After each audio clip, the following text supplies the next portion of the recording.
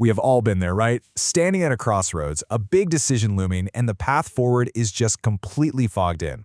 Well, today, we're going to break down a really powerful framework that's designed to cut right through that fog, giving you a ton of clarity and confidence for pretty much any choice you have to make, big or small. You know that feeling I'm talking about? That analysis paralysis that sets in with a huge decision? Maybe it's a career change, a big move across the country, or a crucial financial choice. The options can feel so overwhelming, and that fear of getting it wrong, man, it can be intense. But what if you had a filter? Imagine a system that could take all of that mental chaos, all that noise, and just channel it into one single clear path. A way to guide you toward a decision that isn't just smart, but is also aligned with your deepest values, a truly consecrated choice. That's exactly what we're going to explore. So this framework is called the 3 Ws. It's a simple but incredibly powerful system of 3 filters that you can literally apply to any choice, helping you move from a place of confusion to real conviction. The best way to think about this is like a funnel. You pour all your potential options in at the top.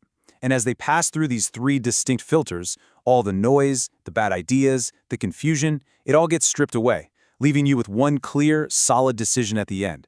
It's a process of elimination, but it's also a process of affirmation. So, let's jump in and look at the very first filter. This one is the bedrock of the entire system, the Word. This is your absolute starting point, the ultimate authority in any decision you make. And the first question you ask is non-negotiable. Does this choice align with Scripture? If the Bible clearly commands something, hey, the door is wide open. If it clearly forbids it, that door is shut. It really is that simple.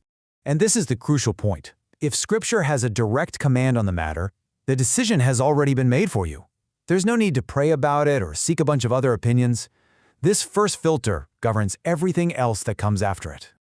Okay, but what about all those decisions where the Bible doesn't give a direct command? You know, like career moves or financial investments or where you should live. That is exactly where our second filter comes in, wisdom.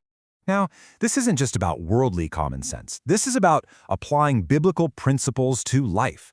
James 1:5 reminds us that if we lack wisdom, we can ask God for it, and He gives it generously. And that implies we're actually meant to engage our minds and think through the practical side of our choices. Think of this stage like a practical mental checklist. You're asking yourself, okay, what are the likely consequences here? What are the real risks involved? And hey, have I even considered all the alternatives? Is there a better option? It's a structured way to apply wisdom when Scripture doesn't give you a direct yes or no. Okay, so let's say a choice passes the first 2 filters. It's biblically permissible and it seems wise. But we're not done yet. There is one final crucial test. And this one shifts our focus from an internal calculation to our external motivation. And here's where we really get to the heart of the matter, because it is totally possible for a decision to look great on paper, but be rooted in selfishness. This final filter is a heart check. It forces us to ask why we're really making this choice. So the core question here completely shifts from, can I do this, to, should I do this for the good of other people? This final check makes sure that the decision isn't just for your personal gain, but that it actually serves the wider community and reflects that core principle of love. And here is how it all just fits together so perfectly. The Word is the non-negotiable foundation. Wisdom builds the logical structure right on top of that foundation, and that love for others, provides the ultimate direction and motivation. When a choice lines up on all 3 of these levels, you can move forward with total confidence. Now, I know what you might be thinking. This all sounds very logical, but it raises a huge question. What about our feelings? What do we do with those gut instincts or those strong impressions that really feel like they're from God? It's a pretty common experience, isn't it? That strong pull in one direction, that little inner nudge. Where in the world do those subjective feelings fit into this very objective framework? Well, here's the key. Subjective feelings don't get a free pass. They have to be submitted to the exact same objective framework. You run that prompting through the 3 Ws. Is it biblical? Is it wise? And is it loving? Only if it passes all 3 of those filters should you even consider it genuine guidance. And the balance here is absolutely crucial. See, God has already given us the heavyweights, Scripture and wisdom. To just ignore those while we wait around for some fleeting feeling isn't spiritual, it's actually irresponsible. Intuition can be a helpful supplement for sure, but it never ever replaces the tools God has already put in our hands. Now, there is a really important warning label we have to put on this whole thing. The effectiveness of this entire system This compass depends completely on the condition of the person who's using it.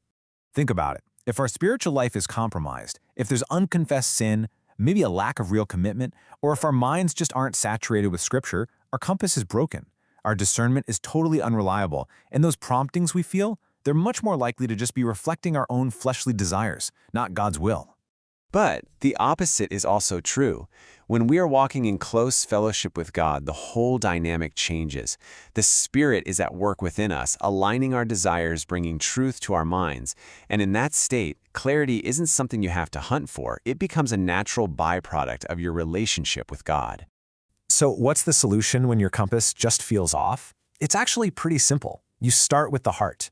Like the prophet Isaiah said, "Wash yourselves, cease to do evil." When we confess our sin and we realign our hearts with God, guidance becomes clear all over again. So let's bring it all home. The 3 W's, Word, Wisdom, and We, they form a truly reliable compass for life. When these filters are in place and our hearts are right with God, we can step forward and make decisions not with anxiety, but with genuine rock-solid confidence. Ultimately, this isn't just theory. This is a practical tool for your life right now. So the question is, what's the next decision you're facing? And how are you going to use this compass to navigate it with confidence and with purpose?